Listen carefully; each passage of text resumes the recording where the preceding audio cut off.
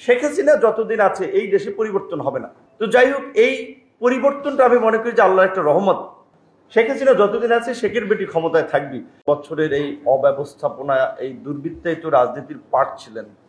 আমি বলতে পারবো যে আমি ছিলাম না, বিকজ আমার বয়স এই 33 বছর বয়স।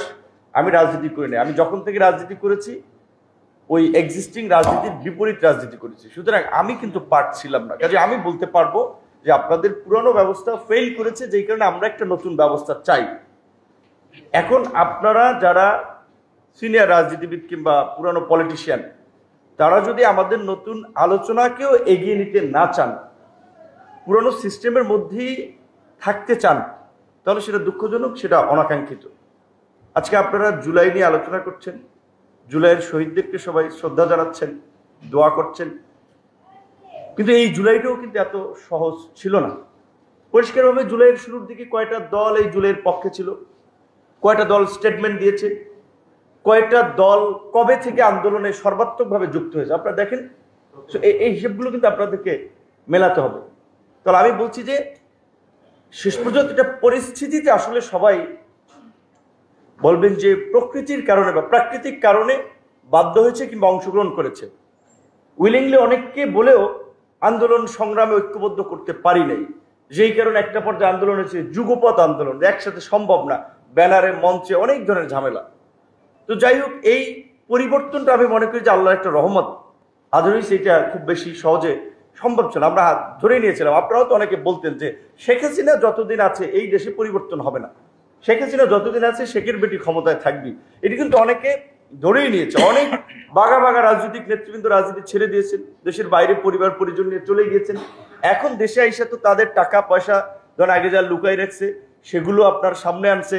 অনেকে যারা স্বীকৃত দুর্নীতি এবং অপরাধের কারণে শাস্তি পেয়েছিলেন আদালতের মাধ্যমে, তারাও অনেক এখন বঞ্চিত ছিলেন, নিপীড়িত ছিলেন, ভুক্তভোগী ছিলেন। এই অজুহাতকে সামনে এনে খালাস নিয়ে নিয়েছেন। অথচ এই আন্দোলনে কিন্তু তাদের সেই ভূমিকাটা ছিল না। তো আমি এই কথাগুলো বলছি এই কারণে যে বাংলাদেশের আমরা দুর্বৃত্তায়িত রাজনীতির পরিবর্তনের কথা বলে আসছি, লুটপাটের রাজনীতির পরিবর্তনের কথা আমরা বলে আসছি। আবার যখন আমরা এখন আলোচনা করতে যাচ্ছি, আমি এটা খুব আশ্চর্য হচ্ছি অনেকের কথা শুনে, যখন আপনারা ধরে নেন শেখ হাসিনার মতো কাউকে যে প্রচন্ড রকমের শক্তিশালী, তার বিরুদ্ধে কথা বলা যাবে না, তাকে টলানো যাবে না, সে যেটা বলে ওইটাকে স্ট্যান্ডার্ড ধরে আমাদেরকে আগাতে হবে। এখানকার বক্তব্য উঠে এসেছে, দু একজন বক্তা বলেছে অমুক দল বড় দল, কাজী তাদের এই বিষয়ে কি মতামত, তাদের ছাড়া যাওয়া যাবে না, তাদের সাথে আলোচনা করে সমঝোতায় যে কেন আমরা একটা দলের মুখাপেক্ষি হব, কেন আমরা একজন ব্যক্তির মুখাপেক্ষি হব। এই জুলাই গণ অভ্যুত্থান কিংবা এই পরিবর্তন কি কোনো ব্যক্তি, কোনো দলকে কেন্দ্র করে হয়েছে?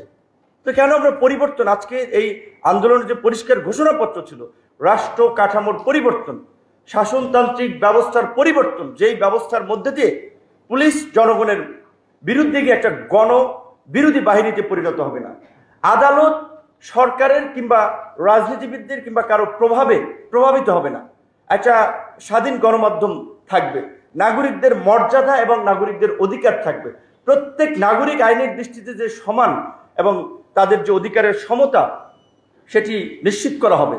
তাহলে কেন আজকে আমরা কোনো দলকে মুখাপেক্ষি করে, কোনো দলকে সেন্টার করে আমরা আলোচনায় যেতে চাচ্ছি? এইটা হচ্ছে আমাদের আরেকটা নতজানু মানসিকতা। আমরা আগে একটা দলকে সেন্টার করে আমরা আগাতে চাচ্ছি। তো আমি বলবো যে এখানে মামুন ভাই যে আলোচনা দিয়েছে, এটা জার্মানি এবং নিউজিল্যান্ডে বোধহয় প্র্যাকটিসটা আছে কিছুটা।